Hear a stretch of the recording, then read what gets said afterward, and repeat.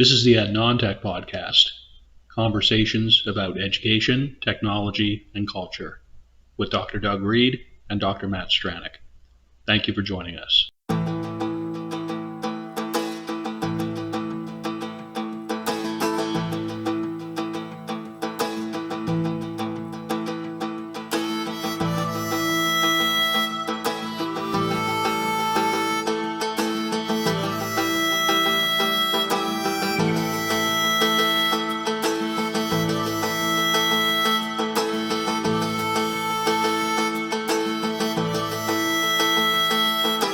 My name is Dr. Doug Reed, and I am located on Abagway, the traditional and unceded territory of the Mi'kmaq people.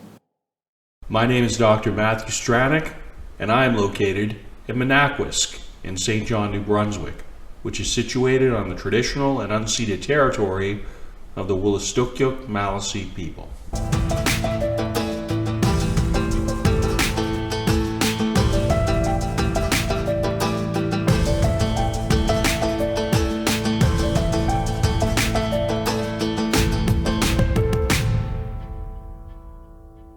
Hello, everybody. Welcome to the latest edition of the At Non-Tech podcast. We have the inestimable Dr. Doug Reed with us as ever, and myself, Matt Stranick.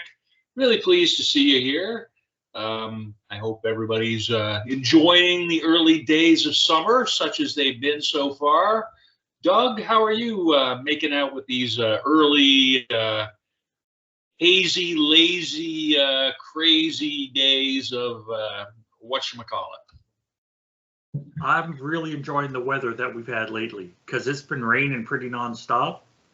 So that means I don't have to mow and I don't have to weed the garden. So it's fantastic.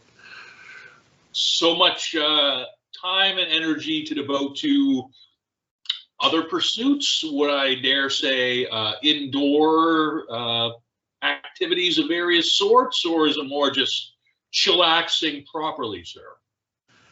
Yesterday was a lot of sitting and reading because I've been missing like reading a novel. I've been reading for like this, right? It's like, let's read a bunch of articles to try to find nuggets. So it was really nice. And then I took my dogs for a walk. They got so dirty.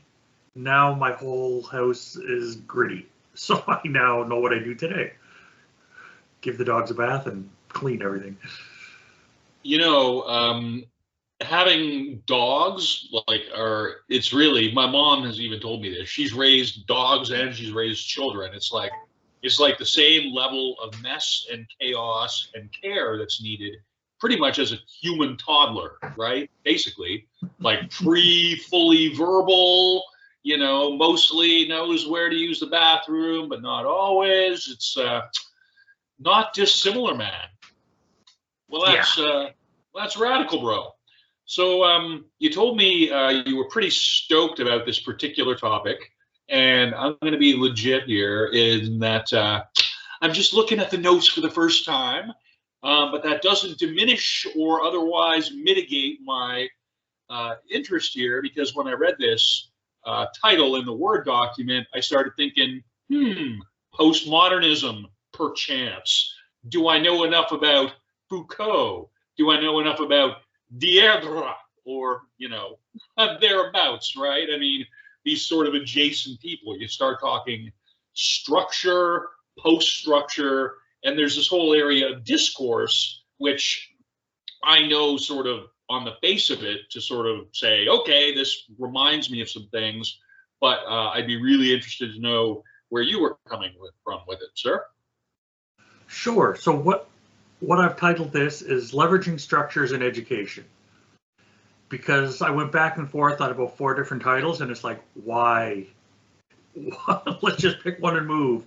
We're going to talk about what we talk about. So in a previous episode, we talked like, how did we get here? One of those kind of conversations, and we had Pressey's first ed tech device and all that history. And I really wanted to dig into what assumptions have we made, what boxes have we created for ourselves that are imaginary and in our heads, and suddenly they become rules, and why? And can they change? Do they need to change? And I just wanted to have that conversation with you because I love your insights on these sorts of things, because you always take it in a different direction that I find really enjoyable. Well, I appreciate that, bro. Thank you, and appreciate the delineation here.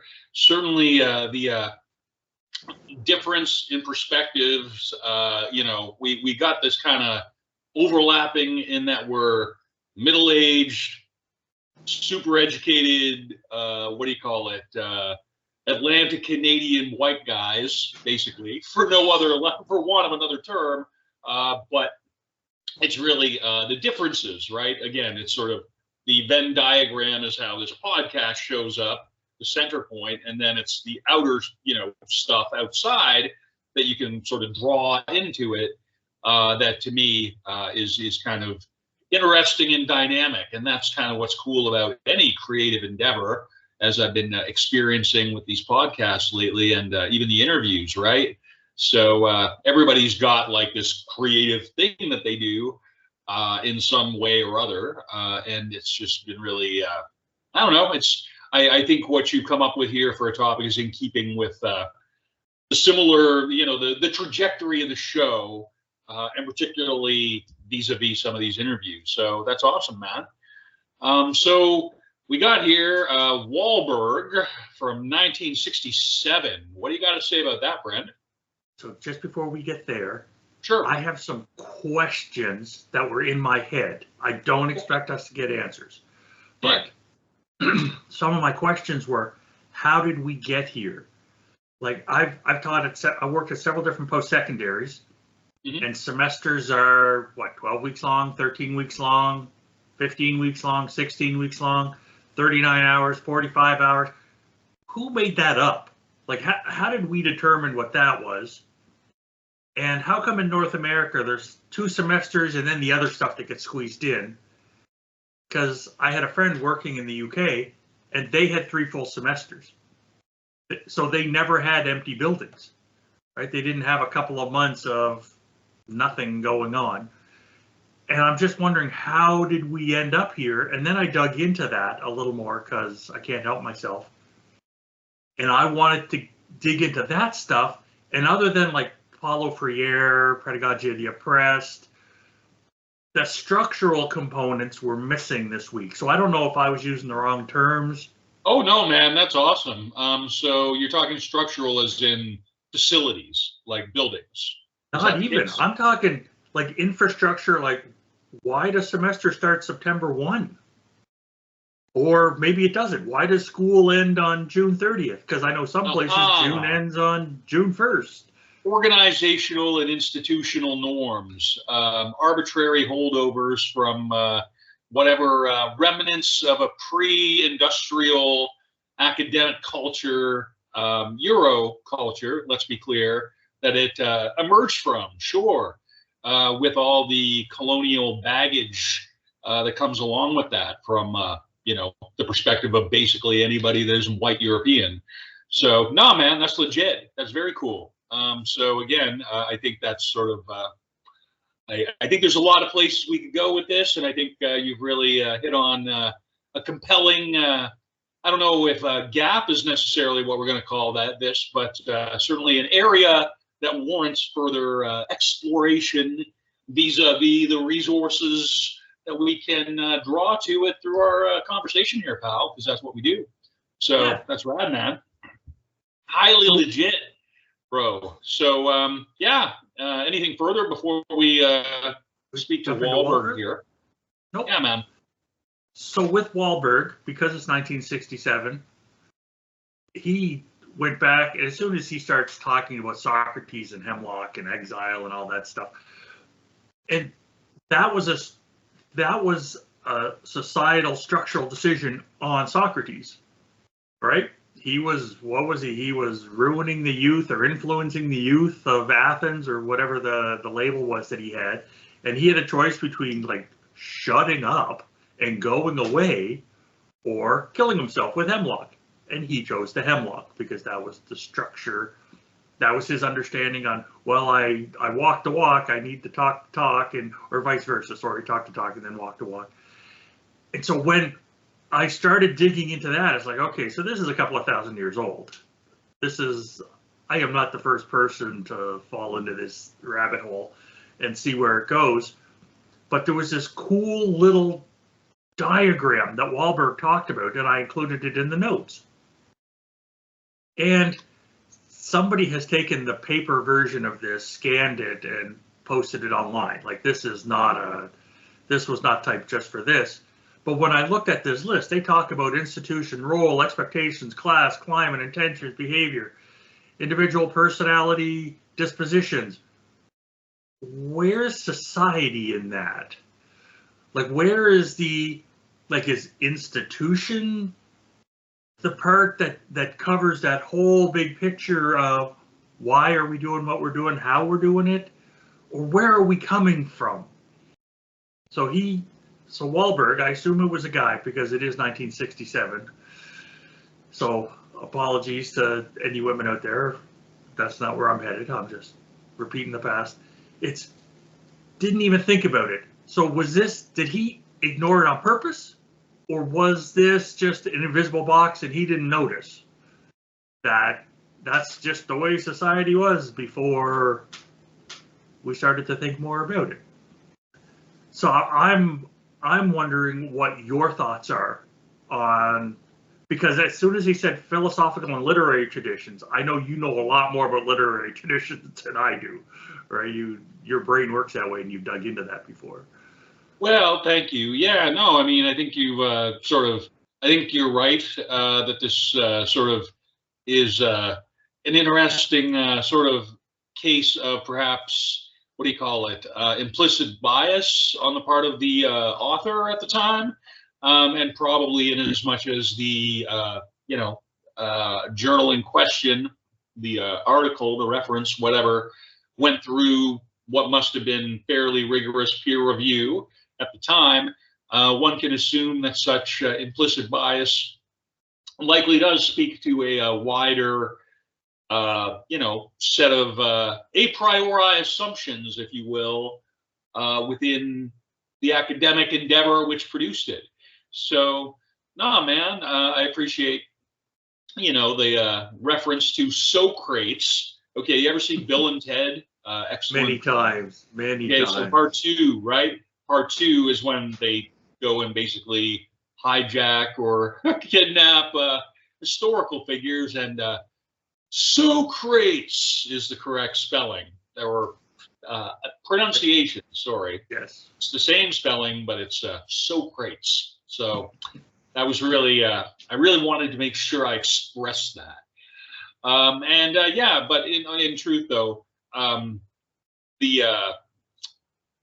I guess public participation vis-a-vis committing yourself to a social enterprise is a pretty fundamental aspect of human endeavor, I want to say, since we, have any kind of recorded history. So yeah, man, it's legit. I think this is cool. So yeah, man. I want to tie Socrates' choice to conversations I've had with people about online learning and blended learning, because Awesome. I've had these conversations. I have a very wide, broad definition of online and blended learning. And I don't have the barriers that some people have, because I've talked to people and they're like, oh, I'm going to teach online. It's like, okay, so I need a learning management system and I need a question bank for the multiple choices so the computer can mark it. And I need a video feed so that we can do this many hours of face-to-face, plus I'm going to record myself. And it's like, oh, that is a horrible recipe. You are 100% ignoring the students. And all you're doing to design it here's are the tools. Here's where we're headed. But people have it stuck in their head. This is what it is. This is what online learning is. This is what blended is. And it's like, ugh. No, let's widen that a little bit. Maybe Socrates could have had another choice, right? I'm not going to second guess him. But that's what people have when you talk about the individual group relations, right? It's like, okay, So my relationship with other educators and other society members is going to impact what I do or not, right? Sometimes depending on my life and my path that I've taken. I wouldn't want anybody else to follow my footsteps and go on the same journey I've gone on, but it's how is the group relations coming to the individual is what I'm really trying to dig into. No, man, everything you're saying really lands for me. I guess I don't know. It's funny, the notion of I'm thinking of conformity and non-conformity, and I suppose that sort of is in keeping a bit with the postmodern sort of tip that I find what you're describing on here, and because the presumed, the Socratic method, right?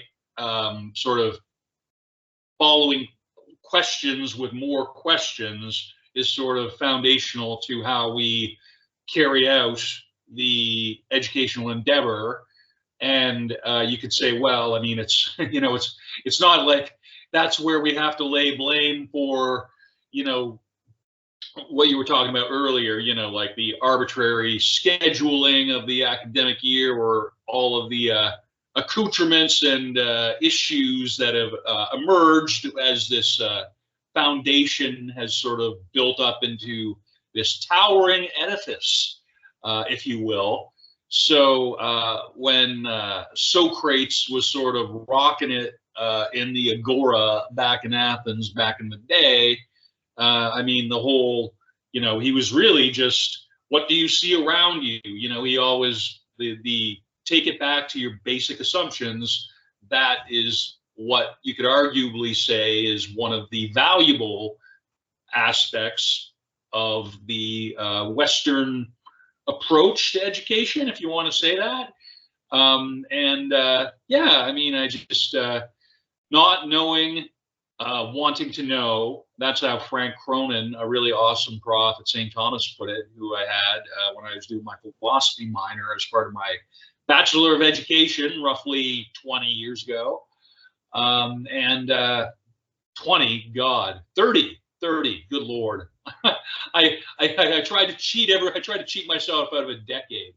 So yeah, I mean, I think just to wind it down in terms of these kind of ramblings that I would put forward here, it really comes down to just people having the courage of their convictions, and contemporary education has just sort of pinned so much in post-secondary for sure, on a consumer model, right? You pay this much, you achieve, these kind of scores, you get to go to X, Y, or Z institution and have X, Y, or Z kind of life sort of largely kind of handed to you afterwards if you're willing to put in the work and basic social conventions. It's really just the consumerization of education generally is, I think, kind of something we're going to be speaking to a little bit more as we go forward with this book. Yeah. Sorry, again, kind of a tangent there, but no, not at all. Because part of what I was trying to get to, you've touched on, because how much of education, especially in classrooms, and I'm going to go to the Ames 1992 article, Classrooms, Goal Structure, Student Motivation. Yep. And one thing that I remember when I was an elementary school teacher was the difference between girls and boys, right? Girls, elementary schools seemed to be set up for women, right? Girls went along better, so they were the better kids. And boys were the more rambunctious and more in trouble all the time. And I'm grossly over exaggerating this, but that's the structure, and the research backs us up on that, right? That's how things work. It's going along to get along. And have we wandered down a path as a society and in institutional structures to really miss opportunities here, right? Because classroom and other learning environments have been described in terms of kinds of instructional demands, situational constraints, and psychosocial characteristics. And That's good. I like that. Psychosocial characteristics. That's yeah, a key. That's a pretty strong factor in my experience as a student in a lot of classrooms, both in person and otherwise, and a teacher in classrooms, both in person and otherwise. And as again, somebody who did like their what do you call it, doctoral thesis on a thing called social presence in online courses. I think that is a pretty strong component of I don't know, anything that to do with online education, because when we're talking about community of inquiry model, a great deal of that early research and what part of the reason why that research was so valuable is because it addressed text-based communication, largely discussion board, largely LMS. Let's be real, it was the early internet we're talking about.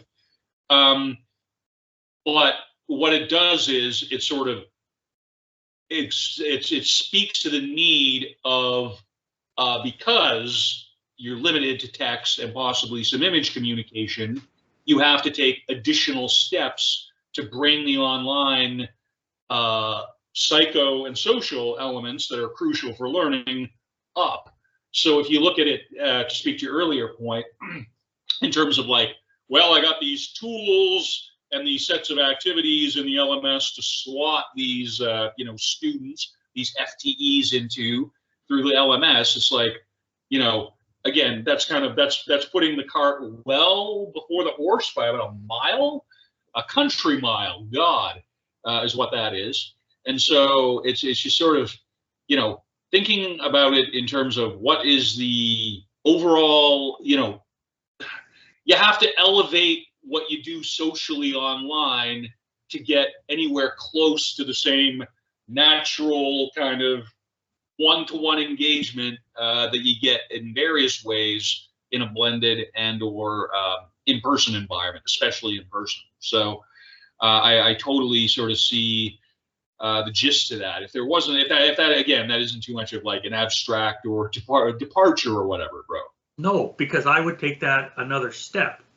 Okay. I don't know if you've ever had to be in one of those big lecture auditoriums and teach a class there.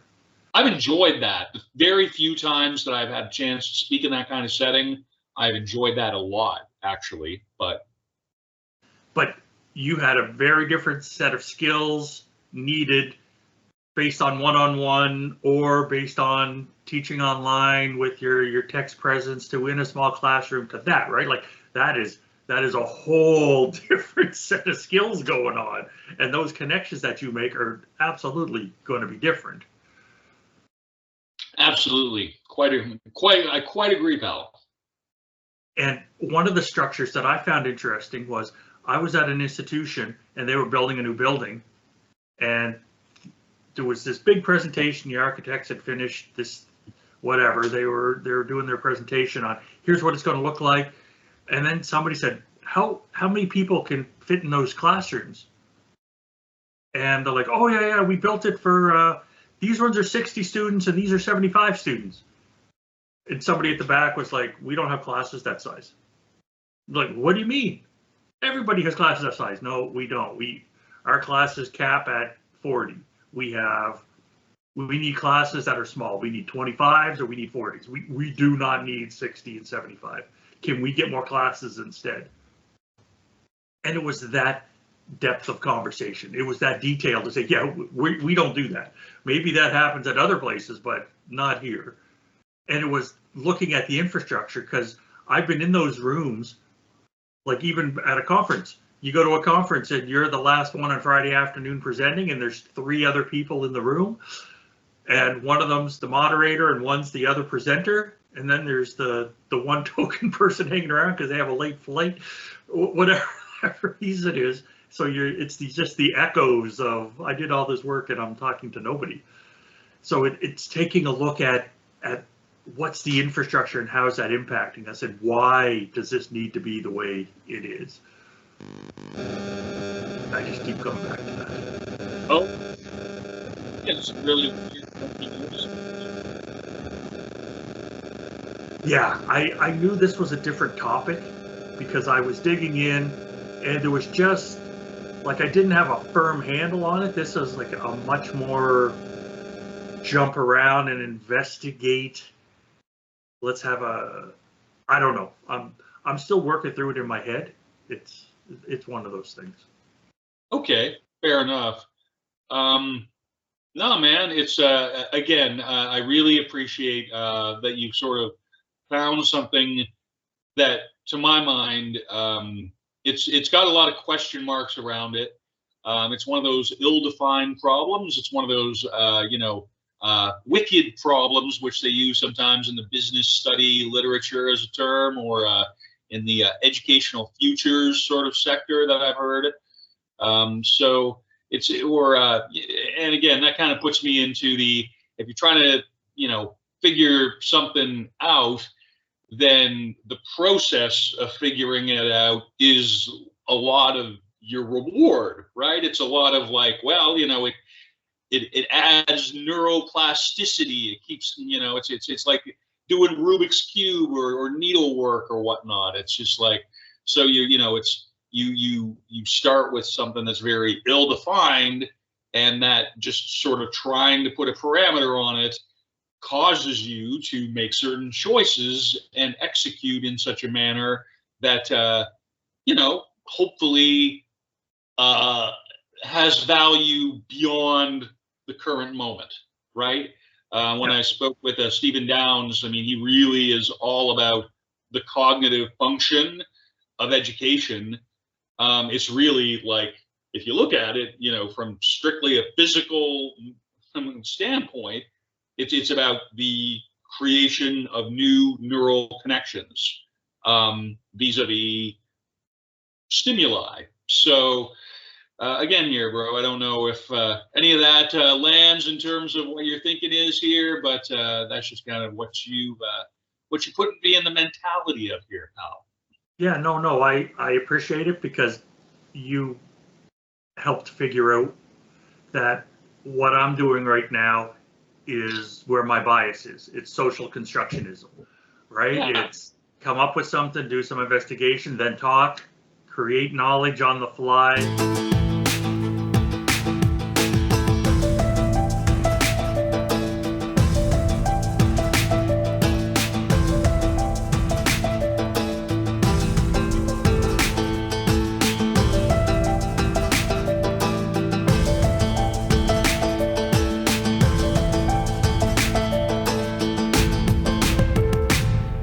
Sincere apologies, bro.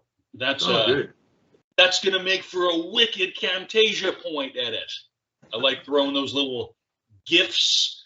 I don't know if you ever watch some of these videos. It's like when there's a Camtasia edit, I get to do a little segue or whatever. But again, I appreciate the valuable comments you were just making, Doug.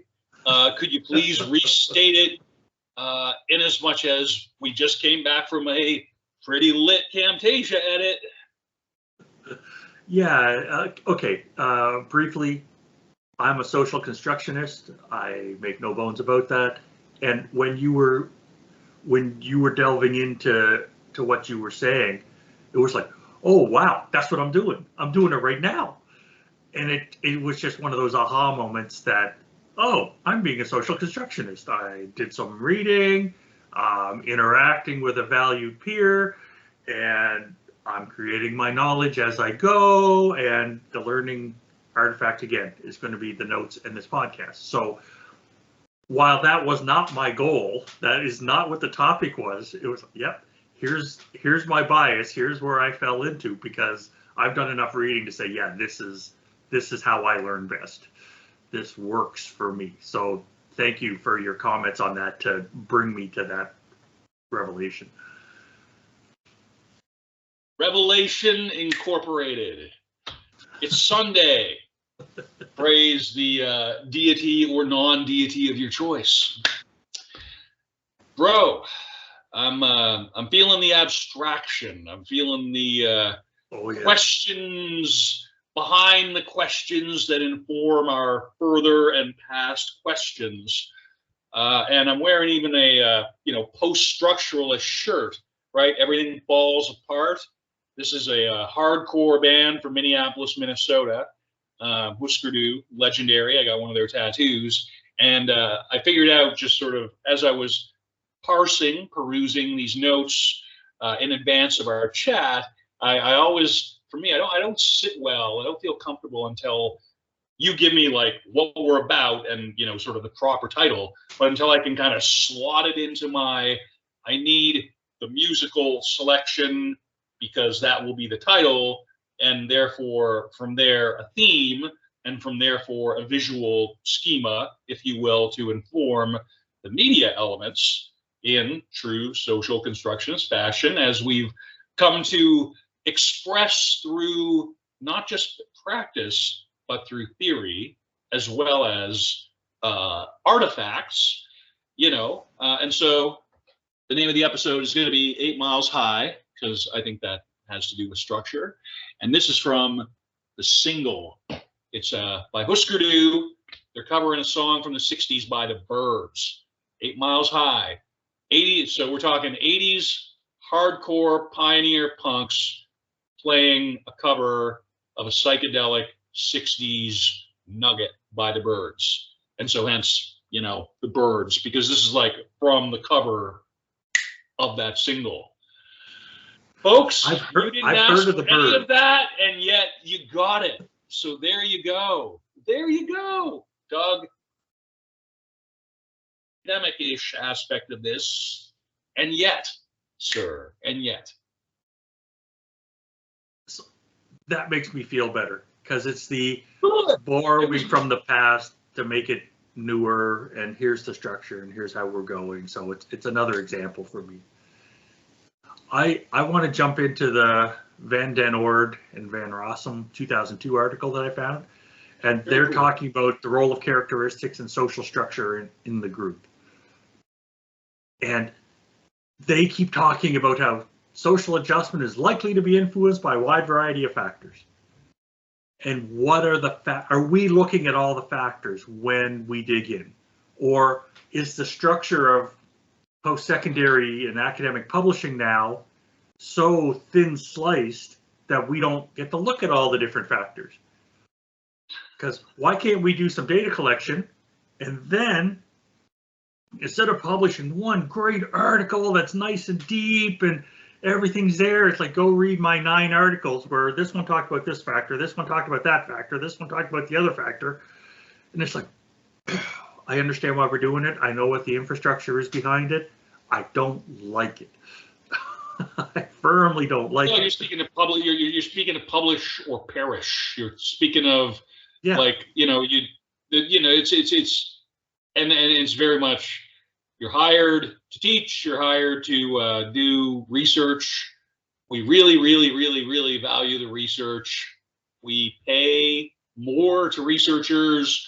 There's more prestige associated with researchers and research initiatives, shirt grants and the like. I mean, again, I've been out of the loop for a while, man. And even just like what you were sort of describing about that whole, you know, going to an academic conference and spending the days full of sessions. And man, I feel so removed from that now.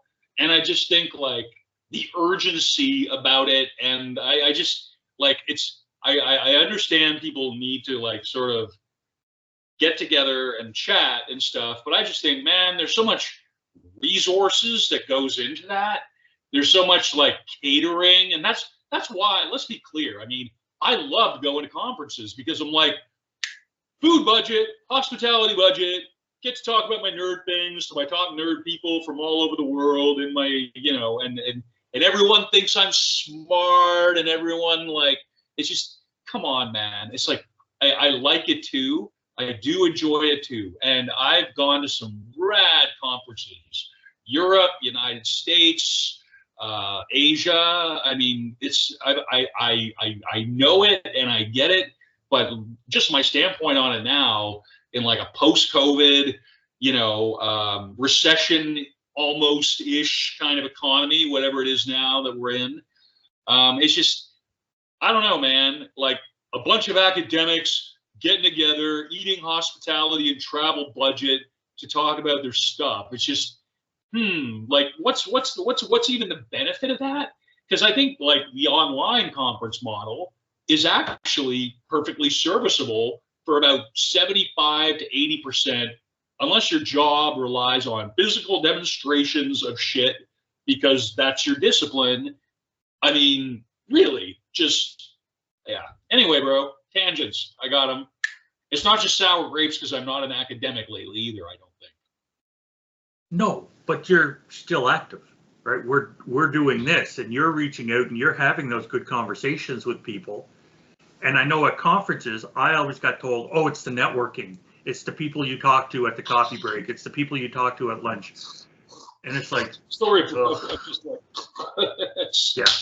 I got no mental or emotional space for it. I mean, again, if I like, attention person who's considering me for a job right now and is doing a reference check on me, because that's where I'm at, I will be happy to represent your institution in any way and capacity. I just think, generally speaking, it's one of those tropes of academia, Doug, to tie it into something a bit more relevant. It's one of those things where, you know, it's like, why are we doing things this way? Like, why are we just sort of like holding on to this industrial kind of era? Like, well, you know, we need the kids in the schools at certain periods of time, and then they need to be available for farming, or, you know, we got to pack them into these, you know, rooms, keep them off the street so the parents can work. I mean, it's, and it's just, you know, we're living in a different kind of economic model now, for one thing. People have different work and life patterns drastically than they did in the mid 1800s, when that stuff was first, you know, really, when mass education as we know it sort of started to come to the forefront. I don't know, man. It's a box full of snakes and weasels and badgers too while we're at it. Yeah, and I opened the box. You did. So, well done, bro. one of the reasons why I picked this Van Ord and Van Rossum article is it was a nice article to read. They had done their work. I always find it interesting when from people from that part of Europe write, because they have certain ways about them, which I find interesting in small amounts. But one thing they looked at is like, oh, we estimated the importance of individual class and school structures. And it's like, okay, there's more factors than that. So did you just ignore those other ones, or is this one sentence? Did I cherry pick this sentence out? Because as I read through the article, no, I think they left stuff out, and I completely understand why. They could get this published, so that's why they structured it the way they structured it. But it was very typical of about 40 articles I read. Yeah, in slicing, I mean, again, like 4 conference papers and 2 or 3 peer-reviewed journals off one initiative. And no, knowledge sharing is an important aspect of the academic endeavor, to be sure. Yeah. But implicit bias on, well, I mean, we talked about this before. I mean, in the show, it's just like where you just sort of conveniently ask questions that are going to get the most advantageous answers to reach your intended audience, rather than best represent your participants in your study, say, or bringing the knowledge forward, you know, as such. It's really, how do I get this thing through peer review? How do I get it into the highest impact journal possible, so as to continue my funding and ensure that my yearly report to my chair and or director is sufficiently loaded to keep us looking like we know what we're doing in this academic unit, is basically the sort of unwound version of how this stuff tends to go, Doug. So I appreciate your kind of teasing that out as kind of a flaw, a perhaps implicit flaw within the current way of publishing and sharing and otherwise disseminating. Disseminating. So, yeah, Infoman. That reminds me, I had an interview at University of Victoria years ago, and I did the interview, and then I was doing the chat around where, oh, you have half an hour to meet with this person, half an hour to meet with that person, so they all kind of get to know you a little bit. And one person said, okay, here's the deal. Here's how our structure is at University of Victoria. If you get hired, we're going to offer you this. And that's it. And then every year you don't get an annual raise. What happens is we compare you to everybody else. And we base how much money we have on how you compare to everybody else. They do it on the curve. So that means that there's always somebody who's going to be kind of on the outer end of it, and it's supposed to encourage negative competition. That's like Glenn Gary getting Glenn Ross. Have you ever seen Glenn Gary, Glenn Ross? Oh, years Alec ago. Baldwin's finest performance in a screenplay by David Mamet. Good Lord, man. Do yourself a favor. Classic film adaptation. It's about these hard done by sales guys, and they're the most miserable sons of bitches in the world, and they're in this room together. It's a one act play. Ed Harris is in that, for God's sake, as well as Alec Baldwin, and they have to make a sale of like hotel property that night, or else, you know, so someone's going to lose their job. Anyone who doesn't make a sale that night is going to lose their job. And that is like, and Baldwin just plays this pathological, like, he came from uptown because you guys don't know what the fuck you're doing.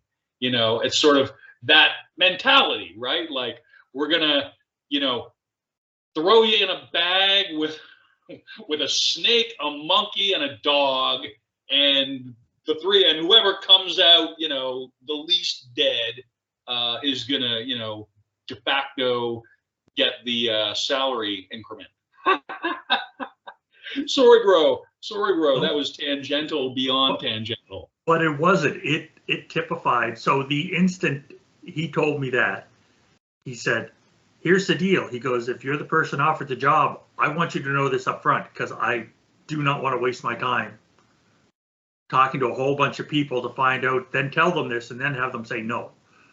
I'm giving you all the info up front. Here's how the structure is here. Here's how and he's like, and then other people, the next person I talked to was not that person. And I'm like, was this guy putting me on? Is this really how it is here? And they're like, oh yeah, it's horrible. It's horrible because we have two bright shining stars in this faculty that get all the money. And everybody else is screwed, and everybody else hates them. And they're nice enough people, but they don't have lives, and they do 100 hours a week, and they have the network connections, and that's their whole life. They don't have a family. They have nothing but this. So everybody else gets screwed because they take it all. And it's like, how is that a happy? And it's like, oh, we're not here for happy. So then you do have to ask, so what kind of place is setting it up in such a manner? I've worked in a situation where there was a bright and shiny star, and friends, I was in a situation where I was like, not even the opposite of that. I was like, you know, just this weird kind of outer dwarf kind of thing, kind of flying through the solar system on the way to somewhere else. And but that star is still shining bright. And, you know, best of luck to everybody, because really, life is too short to carry any kind of negative thing on it. But I know what you mean about that kind of environment. And I guess you probably dodged a bullet. You didn't end up working there, did you, Doug? I mean, No. I don't think I could control my face well enough. Like when they said, oh, yeah, no, that's real. That's how it is. It's like, oh. Right, I've worked at bad places, and I was like, "Oh, I don't know if I have the strength to do this, because I already had a job. This was me just saying, oh, this could be better. The grass could be greener, and the grass was not greener. It just wasn't. I'll tell you, it kind of just it's my kitchen, my years in the hospitality industry.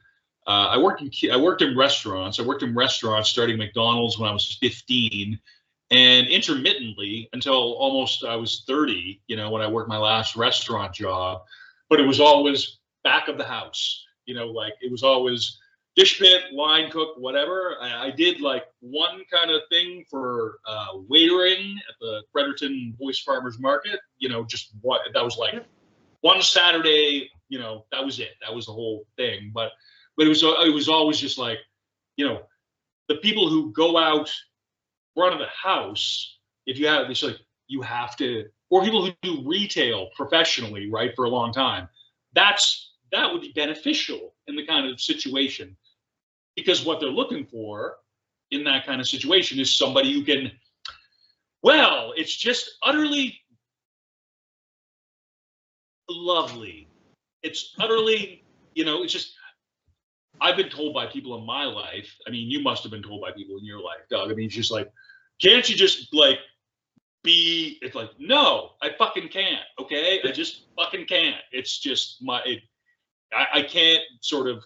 And so when I've been out of sync,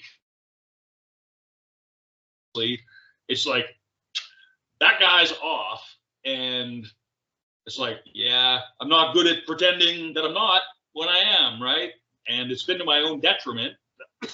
So some people got that, man. Other people clearly do not.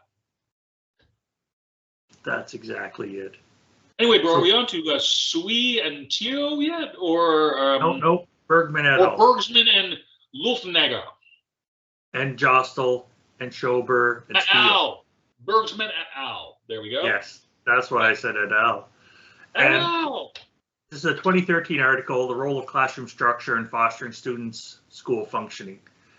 And one thing they dug into is, again, they said, here's 4 aspects of students functioning. And they talk about motivation, which of course we've talked about that, how to engage the students. Self-regulated learning, yeah, we're lifelong learners. We do that, right? We're responsible for our stuff. Academic achievement, yep, there's got to be grades associated there somehow. Are you good enough? Yes, no. And then social functioning. And I think we just touched upon social functioning here a little bit.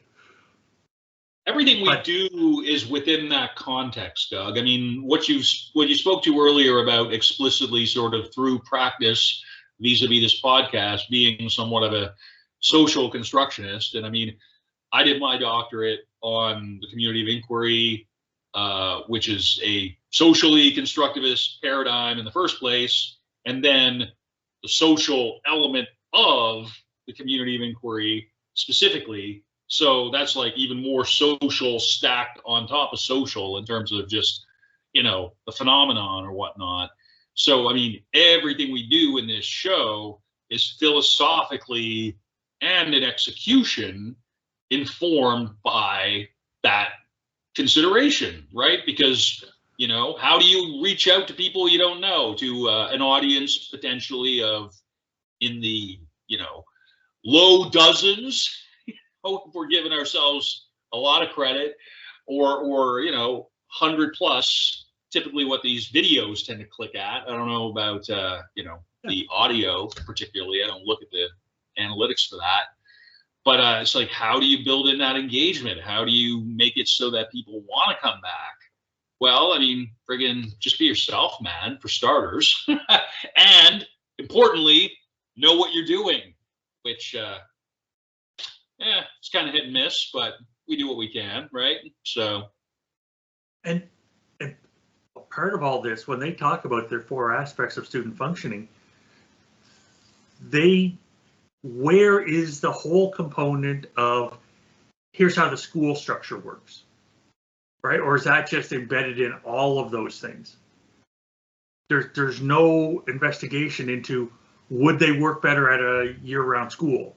Would they work better with an individual tutor? Would they work better with only coming in the mornings and then in the afternoons going to the community college or the vocational training, or like, where is that structure in place? Or when I was in Australia, I was blown away, right? They didn't really have Christmas concerts when I was there because that was summertime, right?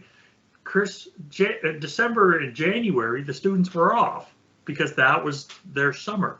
So why did that make the flip? So it's not September 1 the most important date. It's not June 30th the most important date. It's when it's warmest out. Is that, or like, and that investigation seems incomplete right now. That's just really where I'm headed with all this. And why is it so invisible? Is it just embedded? Have we built glass walls? I know I build glass walls around things because I know I need to be the person that can control my face and be smilier in meetings and not just say, like, have the "are you freaking kidding me" look when certain people say stuff, because that's just not how the structure works. But I think you're supposed to be able to kind of hold it in until you get tenure. And then after you get tenure, you can just turn into a troll, actually. That's seems to be how it goes. But again, man, I just, I thought for sure at a certain point, I'm like, I'm going to be in post-secondary for my whole thing. And I've been, where it's going now could land there, but I mean, so I encourage anybody listening to this, whatever situation you're in terms of your career, whatever your situation you're in terms of, training or personal growth. I mean, there's always more you can be doing. And this means, just following up on just curiosities, right? When I was speaking with John Drawn, one of the things that I enjoyed about that chat is he just really was big on unthinking, unlearning. He was like, just pick up something around you that you kind of think is cool and just spend some time with it. He spent 10 years as a professional singer, before getting into his very, very highly regarded, career as an educator in the distance and online space. So, yeah, man, I mean, I think just sort of the space for informal learning is increasing because of the affordances of online, the regimented somewhat approach to teaching and learning vis-a-vis certain sorts of physical and temporal, structures and curricular sort of dependencies, is sort of in question and in flux. And if I sort of put my optimistic glasses on, I would say that since the pandemic happened, we now have greater embodied levels of knowledge and practitioners within online learning, because a bunch of people had to migrate to it with both feet, not that long ago. So the knowledge level required to execute on those kind of changes has probably, increased somewhat, just by virtue of more people happen to have done it. So I really kind of think we're at a potentially really creative time. The conditions are there for individuals and groups and institutions to potentially kind of elevate their game or try new approaches, more bespoke approaches to individual cohorts, smaller, online and in-person cohorts, again, leveraging the affordances of contemporary e-learning. So I think this is kind of a nice way to start to wind her down, because we're going on an hour here, bro. Oh, okay. with this combo already, and I'm the one taking us on all the tangents. I just think, man, we could totally do a part 2 of this show. We really could. Yeah, man. So are we ready to kind of move on to the next reference here, pal? I have one last reference, and Sure. I cherry picked this sentence because this is Xiao and Tao, and they're talking about dialogic education and classroom teaching. But they had one sentence that was fantastic, and it summarized my thinking about structures and education structures and society structures. And it's like, it has related in a lack of coherence in the field with respect to what it is, how it should be implemented, and what consequences it has for students. And I'm like, yep, That's it. That is, I want to quote that. all Winner, the time. winner, chicken dinner. Yes, sir. So I didn't get into the dialogic education part, but they so nicely summarized where I was headed with this whole topic. It was like, yeah, we're kind of ignoring it. We're kind of going along to get along, but sometimes you end up in places you don't want to be and you know you shouldn't be. So then it's how do we make the change?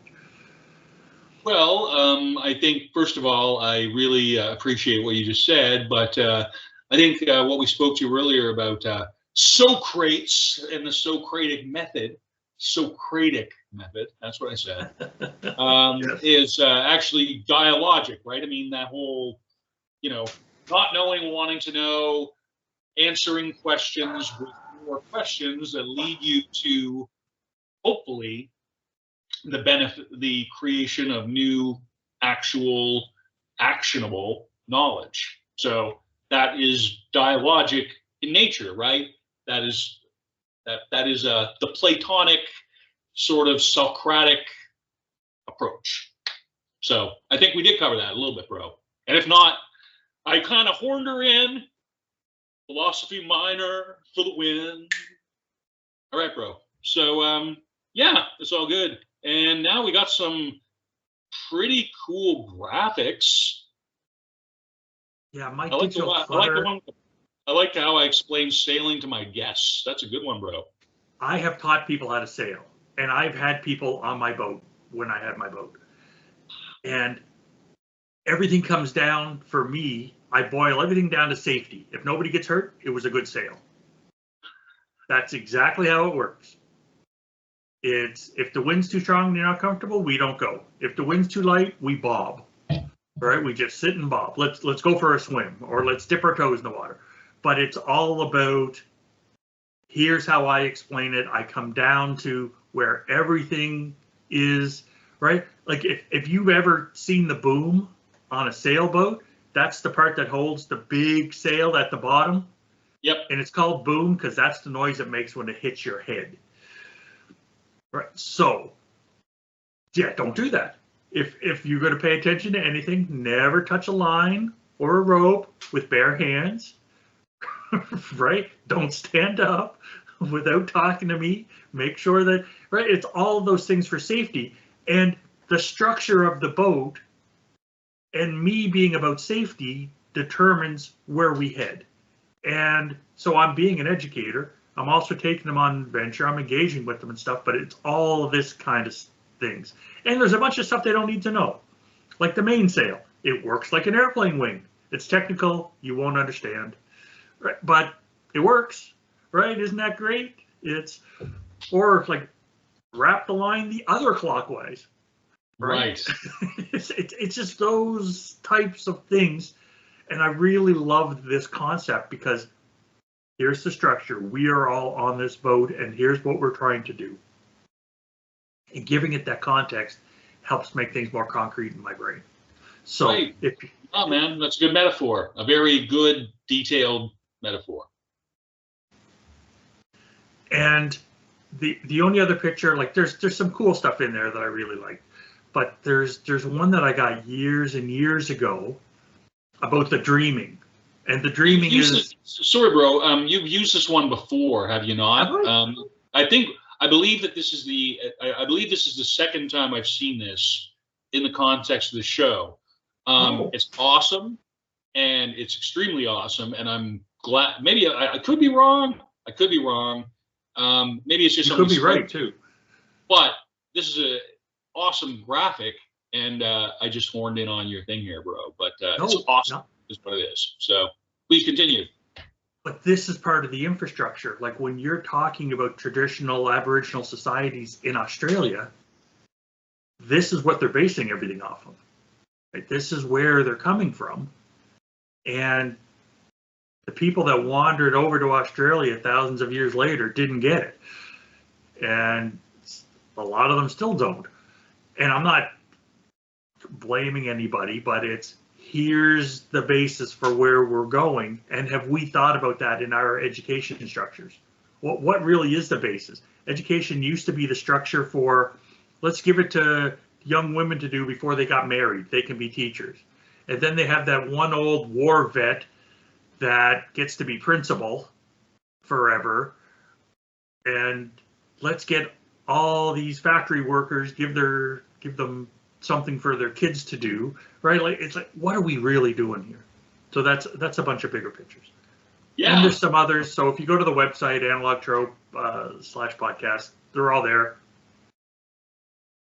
And I have the word, question, and the phrase of the podcast. And the word of the podcast is structure, because I was really struggling with structure, putting this together. And what was I really trying to get to? And hopefully we've figured that out. Well, if not, we certainly explored a wicked problem, and we perhaps didn't whip the wickedness, but we extemporized and defined and certainly increased our comfort level with it. So I'd say mission almost accomplished. Definitely due to speak to this concept again. Right on. Right. So the question of the podcast is, how can we adapt to the existing structures and best help learners?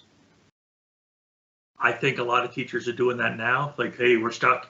We got to write that standardized test at the end of the year. Okay, so I'm going to teach them how to write a standardized test or how to prep them and all that sort of foolishness. But so those are the types of things. How can we adapt to the structures and limitations that we've got? The phrase of the podcast is Socrates was rocking it in the agora. Socrates was rocking it in the agora, and the only thing I'm going to correct here is that needs a capital A, and you beat me to it.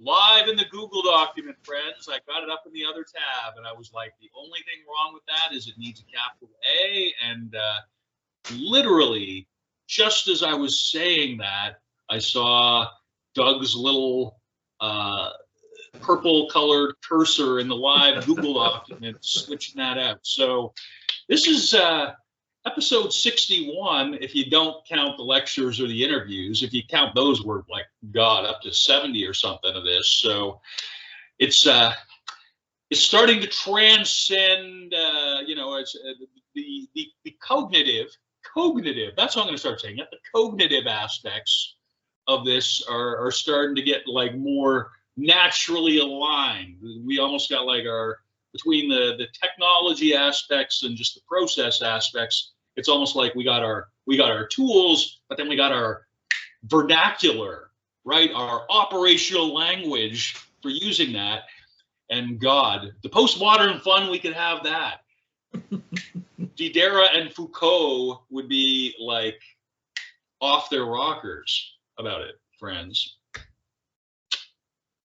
Yes, indeed. Word to your moms, we came to drop bombs. That's from House of Pain, and you didn't need to know that, but it's from their hit Jump Around in the early 90s, late 80s. And if I don't fill my coffee cup about here soon, I was about to try and rap the first couple of verses of Jump Around, but I don't think I want to subject Doug to that. The rest of you people, meh, whatever, but I wouldn't want to do that to Doug. We're so close to the end. Have we got anything else we want to throw out here, Doug, before we wrap her up? I don't. Thanks for putting this all together. Thanks for your patience with last week when I couldn't do it. And looking forward to the next one. Yeah, there was a whole bunch of interviews that went up in the interim, so that was fine. That was very fine. And folks, we actually have at least one interview coming up this week.